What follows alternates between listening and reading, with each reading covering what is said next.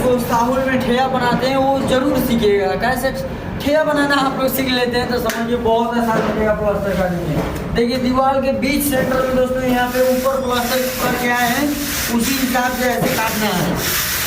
देखिए पूरा ऐसे चमकना चाहिए ऊपर तक लगा कर। ऑटोमेटिक दोस्तों बताया गया ये नीचे काटने का, तो ऐसे यहाँ पे ऐसे काट देना पूरे 0-0 और यहाँ पे घंटी लगाना। देखिए यहाँ पे इस तरीक़ा से ऊपर वाला प्लास्टर से हम घंटी